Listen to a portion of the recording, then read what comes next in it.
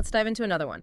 This time, you guys sent in some really, really interesting stuff, like historical records, personal accounts, all about this group, the Washitaw Nation. Fascinating stuff. Yeah, and we've got like land grants and legal battles, even something about the Lewis and Clark expedition. Feels like we're about to uncover a whole hidden chapter of American history. That's what I love about these deep dives, really get to challenge the narratives we've always been taught, explore history from totally different perspectives. Exactly. Okay, so first things first. Who are the Washitaw? What makes their story so different? Well, to understand the Washitaw Nation, you got to start with Empress Verdiacee El-Bey. She leads the Black Washitaw Tribe, and her book, Return of the Ancient Ones, it really lays out their whole story. Okay, Return of the Ancient Ones. So that's like a key source here. What's her main argument? She claims that the Washitaw are actually descendants of these ancient black mariners. They got to America way before Columbus. Whoa, hold on. Predating Columbus. That like completely changes the timeline we think about with early America. Right. And they settled along the Washita River. Yeah. Hence the name Washita. And they developed their own unique culture, their own religious practices. You mentioned religious practices. What were those like? A lot of their practices were centered around these mounds, which is really interesting.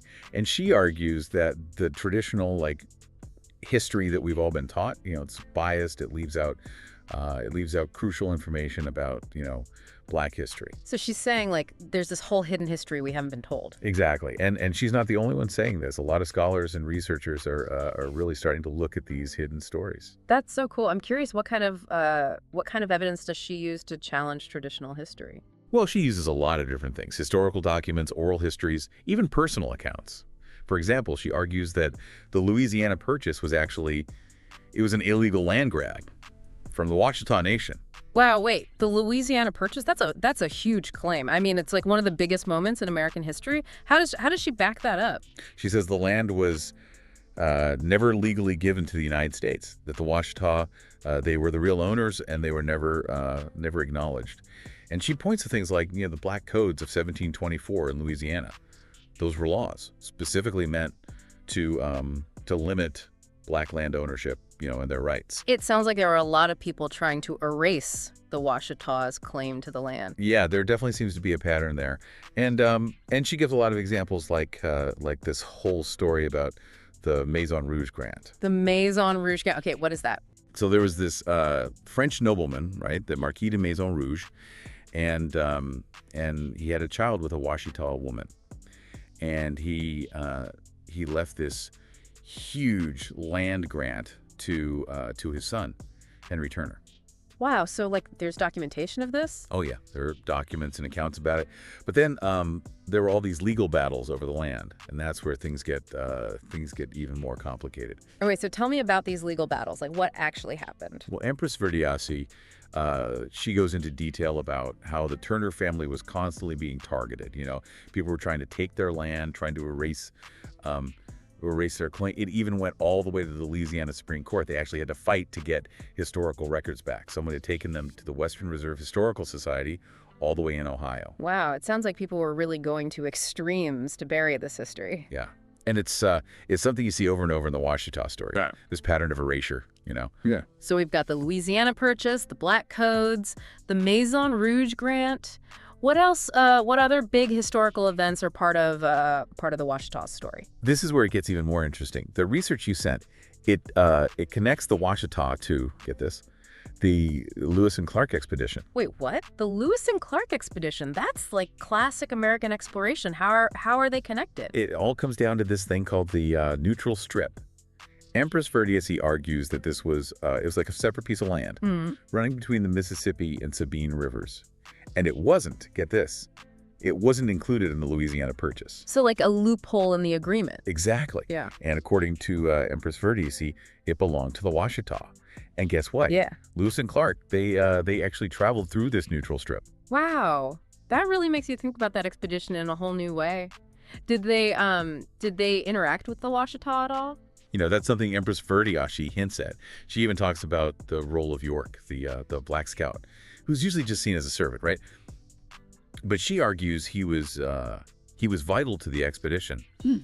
And maybe because he knew about this neutral strip. So, like, there was this whole level of interaction, of knowledge exchange happening that we've never learned about. That's what's so cool about these deep dives, where you get to see these other perspectives, uncover these hidden connections. Really opens your eyes to how history is so much more complicated than the textbook version. What about the Washitaw today? Are they still fighting for recognition? From what I saw, yeah. Empress Verdiacee talks about their efforts to reclaim their heritage, get acknowledgement for their history and their land rights. Which makes total sense, given everything we've talked about. Are there any specific things they're doing? She mentioned this, the 1993 International Indian Council, and they called for acknowledging the contributions of indigenous people. It's like a global movement, Yeah. and it seems to really resonate with the Washitaw struggle. Wow, so it's a reminder that this fight for historical justice, it's happening all over the world. Exactly, and that's why it's so important to explore these stories and understand how they impact us today. Okay, before we move on, I got to ask about the personal stories in Empress Verdiacee's book. Yeah. She clearly faced a lot of opposition trying to uncover the truth about the Washitaw. Oh yeah, she talks about some really difficult experiences, like encounters with the Ku Klux Klan. It really highlights the risks she was taking to do her research. Man, that must have been terrifying. What kept her going? Her determination to get the truth out there, to share the Washitaw story. It really shines through in the whole book. And then there's this story about the unidentified girl found buried on Washitaw land. Oh man, that sends chills down my spine. What happened? It's still a mystery, how she died. But her being there, it raises so many questions about the hidden history, the injustices that are buried, literally buried. Just like unearthing the past, literally and figuratively. Exactly, and it shows how powerful storytelling and personal accounts can be, to challenge the official narrative. It reminds us that history isn't just dates and names. It's about people's lives, their struggles, their resilience. Okay, so far we've covered a lot. Pre-Columbian arrivals, the Louisiana Purchase, even a connection to the Lewis and Clark expedition. What's the biggest takeaway for now? For me, I think it's that history isn't, set in stone. It's always being challenged, reinterpreted as new evidence comes up, as new voices are heard. And the Washitaw story is a perfect example of that. Absolutely. It makes us rethink what we think we know about American history, and to be open to other perspectives. That's what makes these deep dives so great. We're not just learning about the past, we're understanding how it shapes us today. Okay, let's move on to the next part of our deep dive. What other cool stuff did you find in this research? One thing that really jumped out at me was how Empress Verdiacee connects the Washitaw story to bigger ideas about spirituality and ancient knowledge. Oh yeah, I saw that too. She keeps calling them the ancient ones, and there's this whole idea about a deep connection to the land, ancestral. Right, it's fascinating. She even compares the Washitaw's knowledge to figures like Solomon and Moses. Says there's a shared lineage that goes way back, even before Western civilization. That's a pretty bold statement. I mean, what kind of proof does she offer for this shared lineage? Well, she pulls from oral histories, spiritual beliefs, and her research into historical documents. It's like she's building this whole narrative that pushes back against that Eurocentric view of history. So she's saying that knowledge and civilization didn't just come from Europe. Exactly. She calls out what she calls the colorless man's story, and shows how traditional accounts, they often leave out or even erase the contributions of people of color. Makes you think about whose stories get told, right? Yeah. And whose perspectives are valued. For sure. It makes you wonder what other ways of knowing, what other knowledge systems have been ignored, or maybe even deliberately suppressed. Okay, let's go back to this idea of the Washitaw arriving in America before Columbus. Empress Verdiacee paints a very different picture than, that traditional story of European exploration. Right. She describes the Washitaw arriving in these things she calls Sheeta ships. sailing across the Atlantic and settling along the Washita River long before Columbus ever showed up. Washita ships. Wait, what are those? I've never heard that term before. It's a term she uses, I think, to highlight their ancient roots and their skills as mariners. Like she's connecting them to a global history, not just America. So she's not just changing the timeline of American history, but also like expanding the Washitaw's influence to a global scale. Does she say anything about how these ships were built or like what they could do? Unfortunately, she doesn't give a lot of details about the ships themselves. She's more focused on what their existence means. Like it suggests a level of sophistication, and seafaring knowledge that challenges what we think we know about pre-Columbian societies. I see. So it's more about the possibility of these transatlantic voyages, which really opens up all these questions about pre-Columbian contact and cultural exchange. Exactly. And it encourages us to think about like what other stories are out there just waiting to be discovered. Definitely makes you wonder what other historical narratives we've been missing. Another interesting thing, Empress Verdiacee really digs into the genealogy of the Washita. She traces their lineage all the way back to the biblical figures like Adam and Noah. Wow. So she's connecting them to some of the most like fundamental stories in Western tradition. Right. It's like she's showing that the Washita's history is woven into the history of humanity, not just some separate or isolated story. She's really making a case for their importance in the grand scheme of things. I'm seeing a pattern here. It seems like Empress Verdiacee is always pointing out the inconsistencies and the biases in these traditional historical accounts. Yeah, her book is full of that. It's clear she believes the Washita story has been purposely marginalized and distorted. As I was reading through everything, I was struck by how personal her writing style is. It's like she's having a conversation with you. Yeah, I agree. She's got a strong voice, really engaging. She's not afraid to share her own experiences and struggles, and it adds this whole layer of emotional depth to the historical narrative. It makes it way more relatable, that's for sure. Those personal details really bring the story to life. It's like when she talks about the Ku Klux Klan, it's scary but also inspiring. Oh yeah, for sure. Her commitment to finding the truth, even when she's facing such intense opposition, it's amazing. And it's not just dry facts either. She uses humor and satire to get her point across. Remember that line about the Louisiana Purchase? She said, "The Louisiana Purchase was illegal, theft against blacks, and a damn lie at its best. That was my report with proof. Now let them deal with me on the truth of the matter or give me a straight A report card." Oh man, that line, I won't forget that one. It's a powerful way to call out hypocrisy, and to challenge authority, but with wit. Totally. It shows how humor can be used for social commentary and resistance. This all ties into a bigger question. What does the Washita story mean for us today? I think it forces us to look at the struggles that so many groups are still facing. Struggles for identity, belonging, and self-determination, not just in America, but all over the world. It's not just about reclaiming history. It's about asserting their right to exist as a people with their own culture and traditions. And their story really connects with other indigenous groups who are fighting for recognition, for the right to control their own future. It's a reminder that these battles for cultural survival are still happening all around us. Okay, let's go back to the neutral strip for a second. That seems really important to the Washita's claim to this land. You're right. Like we talked about earlier, Empress Verdiacee says this area between the Mississippi and Sabine rivers, it was intentionally left out of the Louisiana Purchase. And if that's true, it means the U.S. never legally owned that land. Does she have any proof of that besides those old maps we mentioned? She cites a bunch of historical documents and legal records. She thinks they back up her claim. It seems this neutral strip is supposed to be like a buffer zone, between the United States and Spain. But his legal status is still unclear. So there's some gray area there, and that's where Lewis and Clark come in again, right? They traveled right through this disputed territory. Exactly. And Empress Verdiacee says their journey proves that the Washita were there, and that they controlled the area. It's crazy how these different historical events all connect and inform each other. I know, right? It makes you wonder if there are any accounts of that expedition from the Washita point of view. I'd love to know what they thought about these explorers coming through their lands. That would be incredible to see.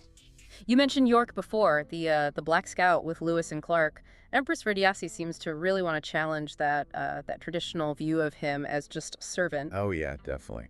She emphasizes his skills as a scout and argues that that his contributions were essential to the expedition, maybe even because he knew about the neutral strip. And she criticizes, how history tends to downplay his role and erase his Black identity. Yet, and another example of how traditional history often ignores the achievements of people of color. It's a good reminder to be critical of the sources we use, and to be willing to look for different perspectives. Empress Verdiacee doesn't just tell a story. She backs it up with a ton of detail and evidence. She clearly did a lot of research. Oh, she's incredibly thorough. Historical documents, personal stories, legal records. She weaves it all together to support her claims. It's impressive. And it's not just like a one-sided argument. She acknowledges that the Washitaw story is it's complicated. She shows multiple perspectives, and she's honest about the ambiguities of historical research. That's one of the things I like about her work. She doesn't shy away from the nuances, the contradictions that are always there in history. It's not about telling a simple black and white story. It's about encouraging people to think critically and question what they've been told. Exactly, which leads to a really important question. If, as they say, history is written by the winners, then what stories are we missing? That's a big question. What responsibility do we have to find those missing stories? It's a challenge for all of us to be more aware, to see the biases and the power dynamics that shape the narratives we inherit. We need to actively search for different perspectives and challenge the dominant narrative. It's about being open to the idea that there are lots of different ways to understand the past. Yeah, and we have to acknowledge the emotional weight of these hidden histories. Especially for marginalized communities. Uncovering these stories isn't just about filling in the blanks. It's about reclaiming lost identities, healing from old wounds, and restoring a sense of agency and belonging. Empress Verdiacee's own journey is a powerful example of that. Absolutely. Her story reminds us that history isn't just something that happened a long time ago. It shapes who we are, and it affects the choices we make for the future. That's so true. So as we keep going with our deep dive into the Washitaw Nation, it's important to keep that bigger picture in mind. Their story makes us rethink American history, the power of storytelling, and our own responsibility to seek out the truth. And to remember that history is never really settled. It's always changing, being reinterpreted as new voices emerge and new perspectives come to light. Speaking of new perspectives, what other interesting things did you find about the Washitaw story in your research? So we've talked about, the Washitaw's origins, their connection to the land, Empress Verdiacee's personal story. One thing that keeps popping up is her criticism of the American legal system. Did your research have anything else about that? Yeah, she really goes after it. She says the U.S. Constitution was basically used to justify taking land from indigenous people, including the Washitaw. So she's not just talking about specific events. She's questioning the whole foundation of American law. Exactly. She argues that the Constitution, was never meant to allow buying land on this scale or taking over entire countries.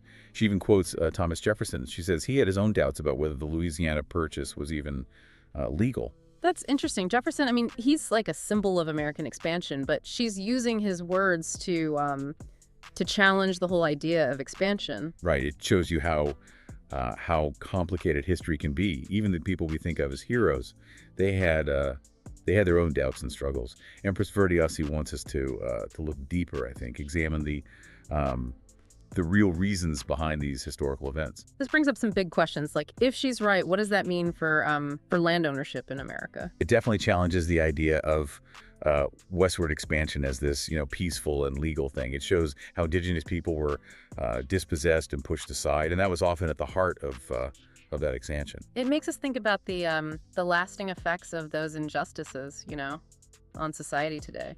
For sure. And it connects to another big idea in her book, the legacy of slavery. Oh, right. How does she tie those two together? She says that enslaving Africans and taking land from indigenous people there were two parts of the same system. Both meant to to exploit and control people of color for, economic and political power. So she's making a direct connection between colonialism and slavery. Exactly. She talks about the Black Codes of 1724. Mm. She says they were designed to not only limit black land ownership, but also to make sure there's a constant supply of cheap labor for white landowners. It's a reminder that those systems of oppression, they were all connected. Yes, and their effects are still felt today. We can't really deal with racial inequality unless we acknowledge the connection between land, slavery, and systemic racism. Speaking of the complexity of history, I was thinking about that poem by Empress Verdiacee, the one you included in the research. At first, it seemed kind of out of place in a book about, historical arguments. That poem is so powerful, though. It shows how history can be preserved and shared in unexpected ways.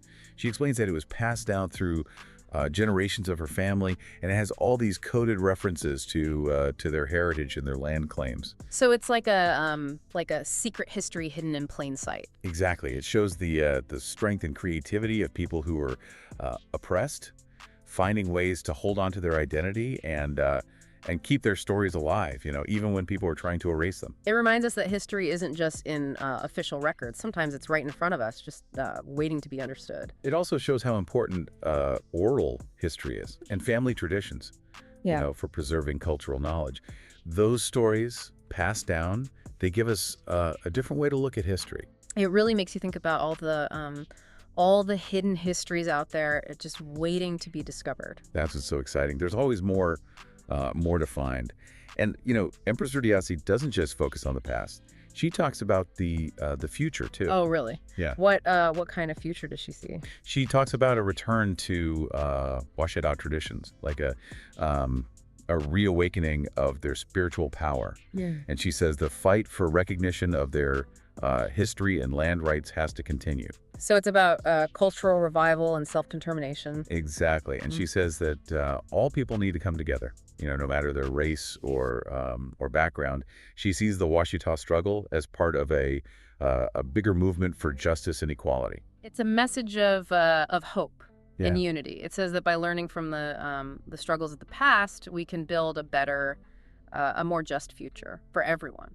That's what it's all about. Yeah. And it shows why the Washitaw story is so important. It's not just a piece of the past. Yeah. It's a call to action to challenge the way things are, fight injustice, and make the world better. So as we wrap up our deep dive into the Washitaw Nation, what's the one thing you want our listeners to remember? I think the most important thing is to realize that history isn't fixed. It's always changing, as new information comes out and more voices are heard. The Washitaw story teaches us to question what we think we know, to look for different perspectives, and to be open to the fact that there are many ways to understand the past. It's a reminder that history isn't just about dates and facts. It's about real people and their experiences. And those stories, even the ones that have been hidden or forgotten, they can challenge us, inspire us, and guide us as we try to understand the present and shape the future. Well said. Yeah. I hope that our listeners will, take what they've learned about the Washitaw and keep exploring these hidden histories, and keep talking about truth, justice, and what history really means. That's a great way to end it. Remember, history is never truly over. It's a journey of discovery that we're all on together. So keep asking questions, keep looking for the truth, and keep the conversation going.